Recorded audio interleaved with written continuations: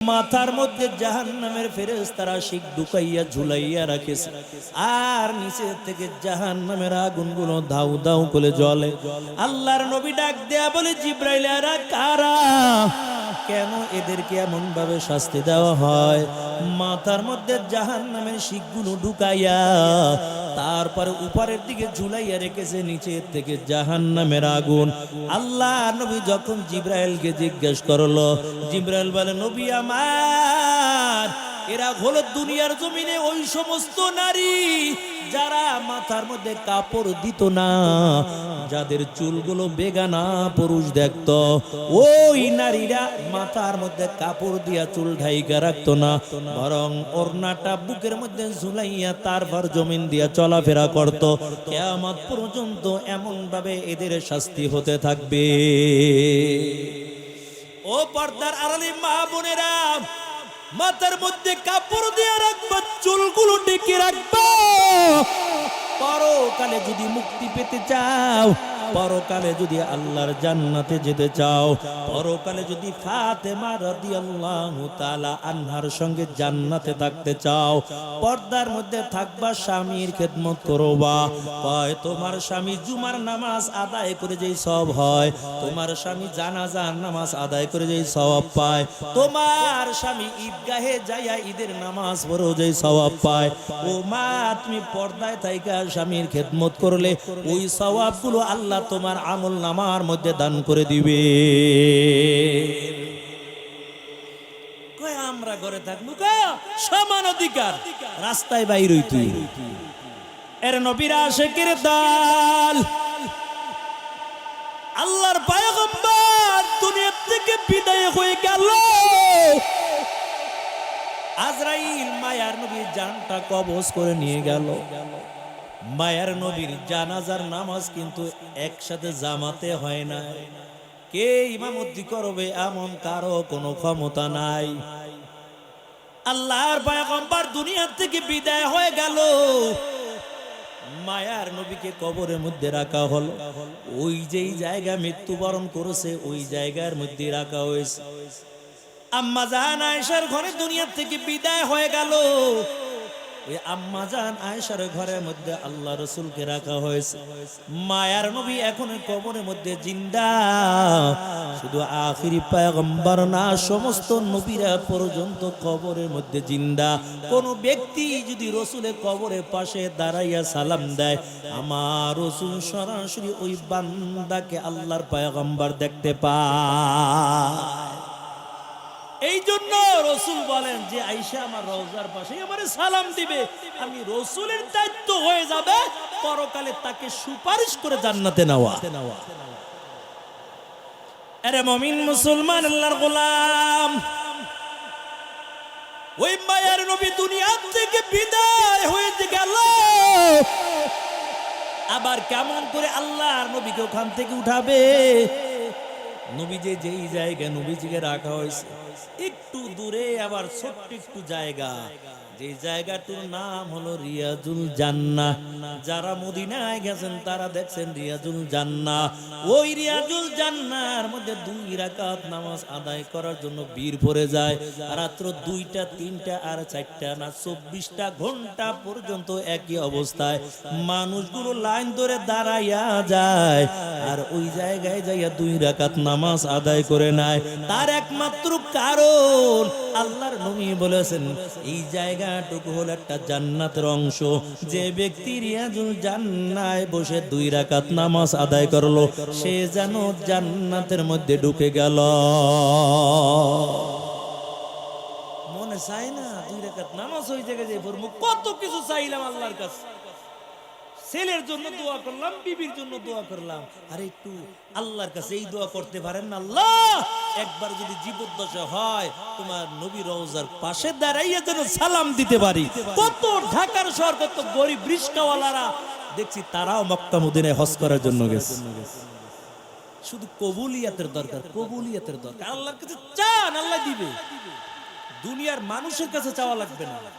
মুসিবতের মধ্যে পড়ে গেছেন, আল্লাহর কাছে চান, আল্লাহ মুসিবত থেকে উদ্ধার করে দিবে। দুনিয়ার মানুষের কাছে যে জীবনেও পাবেন না। কিন্তু আল্লাহর কাছে যত চাইবেন আল্লাহ তত দিবে, যত চাইবেন তত দিবে। ছোট্ট একটা ঘটনা শুনাই দিই, কেমনে চাইছে আর কেমনে পাইছে। রাসূলের স্ত্রী আয়েশা সিদ্দিকা রাদিয়াল্লাহু তাআলা আনহা 6 বছর কালে বিয়ে করছে, ইচ্ছা করে রাসূল করে নাই। খাদিজা যখন দুনিয়া থেকে বিদায় হয়ে গেছে, এই ঘটনা বইলেই সামনে আইনে ইনশাআল্লাহ শেষ করে দেব। আপনাদের কষ্ট হয় নাকি?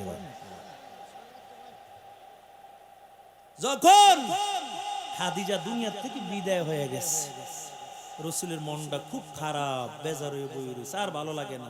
কারণ কোন দিকে যাব? ওই যে জাবালে হেরা গুহা, যে পাহাড়টা, এখন 2 থেকে 3 ঘন্টা সময় লাগে উঠতে আর নামতে। বুড়া মানুষ তো সাহস করবে না, জুয়ান যারা তারাও একবার উঠলে আর যাইব না। অথচ খাদিজা প্রতিদিন রাসূলের জন্য খাবার নিয়ে পাহাড়ে উঠতো। আল্লাহ উঠার সুযোগ করে দিয়েছেন, চিন্তা করছি পাহাড়ে উঠা কিভাবে আসতো। আবার বুঝলাম অন্য কিছু না, একমাত্র আল্লাহর দয়া, দয়া দিয়া সবকিছু সম্ভব। খাদিজা যখন দুনিয়া থেকে বিদায় হয়ে গেছে, রাসূলের মনটা খারাপ। আল্লাহ তাআলা জিবরাইলকে পাঠাইছে, আম্মা জান আয়েশা সিদ্দিকা রাদিয়াল্লাহু তাআলা আনহার ছবিটা একটা রেশমি কাপড়ের মধ্যে জিবরাইল পেঁচাইয়া রাসূলের সামনে হাজির করছে। রাসূল, আল্লাহ পাঠাইছে বিয়ের প্রস্তাব নিয়ে, দেখেন মেয়েটা পছন্দ হয় কিনা। আল্লাহ, এর নবীর আশিকের দল ওই আবু বকর সিদ্দিক রাদিয়াল্লাহু তাআলা নূর মে আয়েশা, আয়েশাকে আল্লাহর পয়গম্বর বিবাহ করলো। মায়ার নবী আয়েশাকে খুব মহব্বত করত। মাঝে মাঝে আয়েশাকে মাঝে মাঝে রাসূল খেলনা কিনা দিত। একদিন রাসূল যুদ্ধের থেকে আয়েশা দেখে জানালার পাশে পর্দা থাকে, পর্দার তলে বাতাসে আয়েশা যখন কাপড়টা সইরে গেছে, রাসূল দেখে অনেক খেলনা পাতি আয়েশা বানাই বানাই জায়গা থই দিয়েছে। একটা বানাইছে একটা ঘোড়ার মতন। রাসূল কয়, এই আয়েশা এটা কি বানাইছো? কয়, ঘোড়া বানাইছি। তুমি ঘোড়া বানাইছো, ঘোড়ার তো উপরের দিকে দুইটা শিংয়ের মতন দিছো, ঘোড়ার তো কোনো শিং নাই, পাখার মতন লাগাই দিছ। কয়, কেন রাসূল? সুলাইমান নবীর যে ঘোড়া ছিল, এই ঘোড়ার নাকি একাধিক পাখা ছিল, এই জন্য আমিও পাখা দিয়ে দিছি। রাসূল মহব্বত করতো আয়েশারে, খুব ভালোবাসতো। আম্মা জান আয়েশা সিদ্দিকা রাদিয়াল্লাহু তাআলা আনহা, মায়ের নবীও যুদ্ধের ময়দানে যাবেন। যুদ্ধের ময়দানে আগে যখন যাইতো 15 দিন 10 দিন 1 সপ্তাহ লাগে যুদ্ধ। বিবিদের কি নিয়ে যাবেন, কে যাবে সঙ্গে করে, কে যাবেন, লটারি দিল। লটারির মধ্যে যার নামটা উঠবে তাকে নিয়ে মায়ের নবী যাবেন। তবে ওই লটারির মধ্যে আম্মা জান আয়েশা সিদ্দিকা রাদিয়াল্লাহু তাআলা আনহার নামটা উঠে গেছে। আর আয়েশা তো ছোট, আরো হ্যাংলা পাতলা, তেমন স্বাস্থ্য না। আয়েশার জন্য একটা পালকির ব্যবস্থা করলো। ওই পালকির মধ্যে আয়েশা ঢুকে যাবে আর উটের পিঠে করে যুদ্ধের ময়দানে চলে যাবে। আম্মা জান আয়েশা পালকির মধ্যে ঢুকে গেল। ওই সময় পর্দার আয়াতগুলো নাজিল হয়ে গেছে। পর্দার আয়াত নাজিল, আয়েশা সিদ্দিকা পর্দা সহ করে পালকির মধ্যে ঢুকে গেল। পালকির মধ্যে ঢোকার পর ওই যুদ্ধের ময়দানে চলে গেল। আবার ফেরার পথে আল্লাহর পয়গম্বর একজন সাহাবী রাখলো, তুমি সর্বশেষ আসবা। আর বাকি সাহাবীদেরকে নিয়ে মায়ের নবী আবার মদিনার বুকে রওনা হয়। আম্মা জান আয়েশা ওই পালকির মধ্যে আবার ঢুকে গেল। পালকিটা আইনা উটের পিঠে বসায় দেয়। উটের পিঠে করে আসতেছে, আস্তে আস্তে অনেক দূর আসার পর সাহাবারা আবার উটগুলো থামাই একটু বিশ্রাম নিলাম। আম্মা জান আয়েশা এই ফাঁকি দিয়া পালকি থেকে বের হইয়া জরুরা সারার জন্য একটু দূরে চলে গেল। যখন জরুরা সারার জন্য দূরে চলে গেছে, আবার আসছে পালকির কাছে। আয়েশা দেখে গলার মধ্যে একটা হার আছিল, স্বর্ণের হার, হারটা পায় না। আম্মা জান খুঁজতেছে হার কই। তবে হার খুঁজতে খুঁজতে আবার ওই যেই জায়গায় জরুরা সারার জন্য চলে গেছে। আয়েশা আর বুঝতে আর বাকি নেই, আমার হাতটা বুঝি ওই জায়গায় পড়ে গেছে। ওই জায়গায় যাইয়া দেখে হাড়টা ওই জায়গায় গলার হার পরে আছে। আম্মা জান হার নিয়ে আবার যখন চলে আসলো, আয়েশা দেখে সাহাবায়ে কেরাম আর ওই জায়গায় নাই, সবাই আবার মদিনার দিকে চলে এসেছে।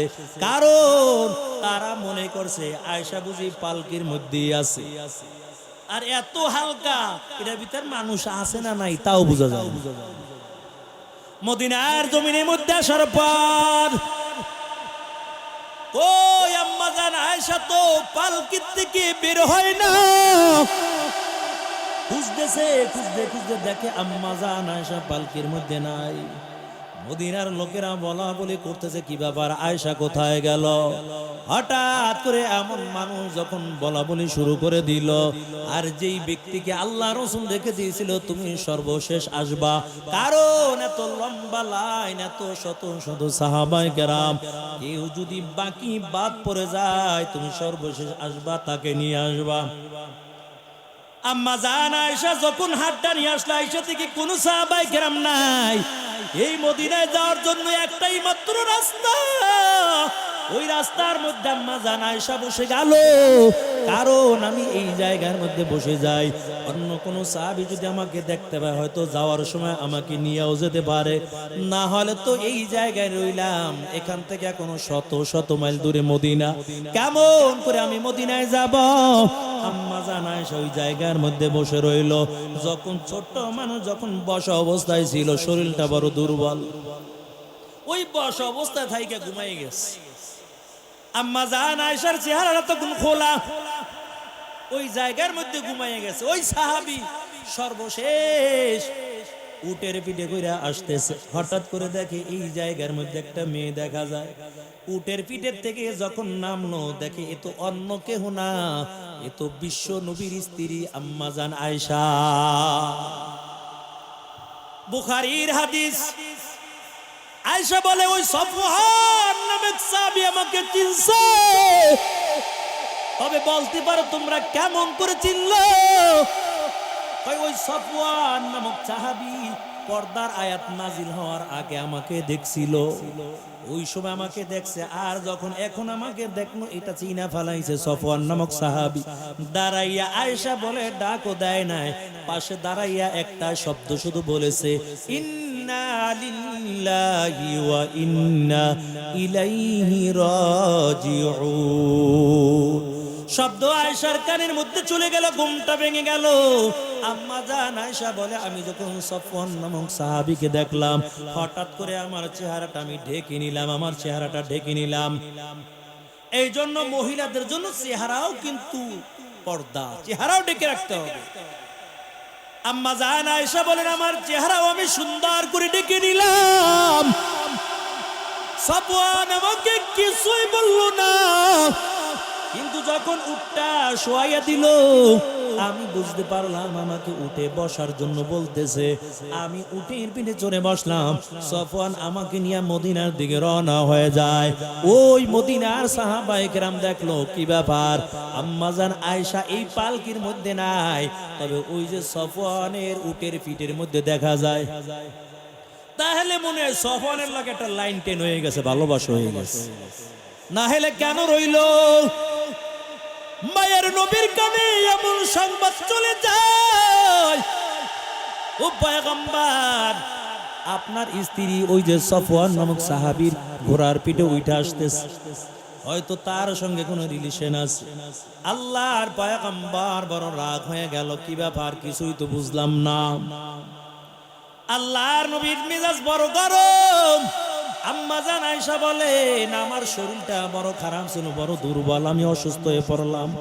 ঘরের মধ্যে রাসূল আসে, শুধু আয়েশা সালাম দেয় আর বলে আয়েশা কেমন আছো, আর কিছুই বলে না। আয়েশা আর বুঝতে পারে না যে মদিনার ভিতরে এমন যে ঘটনা ঘটতেছে আম্মা জান আয়েশা আর জানে না। আর রাসূল কেন আমার উপরে রাগ? রাসূল তো আমাকে খুব মহব্বত করে, আমাদের বিবিদেরকেও আমরা মহব্বত করব, ঘরে ঢুকে সালাম দিব। খালি ঘরের মধ্যে খালি ঝগড়া করেন না, ঘরের মধ্যে ঢুকে সালাম দিয়া বিবির সঙ্গে হাতটা মিলাই গেবেন কেমন আছো তুমি, দেখবেন মুস্কি হাসা দেবে। এর নবীর আশিকের দল আজকে বাড়ি যাইয়া পরীক্ষা করে দেখেন কোন হুজুর আছে পুরাতে পিছাব হয়ে গেছে। ওই ঘরের মধ্যে আর কোনদিন ঝগড়া হবে না। আর যাইবেন ঘরের মধ্যে গরম মেজাজ নেই, খাবার হইছিনি তাড়াতাড়ি দে, বই কবে খাটাসটা আইছে দূর থেকে, এতক্ষণ ঘরে আসিল না ভালোই আসিল। আর যদি বিবির সঙ্গে যাইয়া মধুর মধুর আলাপ করেন, রসুল বলেন যতক্ষণ মধুর মধুর আলাপ করবা নফল ইবাদতের সওয়াব আল্লাহ আমলনামায় দান করে দিবে। তবে যে এবার বাবিল লাগো শুরু করেন না। এর নবীর আশিকের দল সফওয়ান নামক সাহাবীর সঙ্গে যখন চলে আসে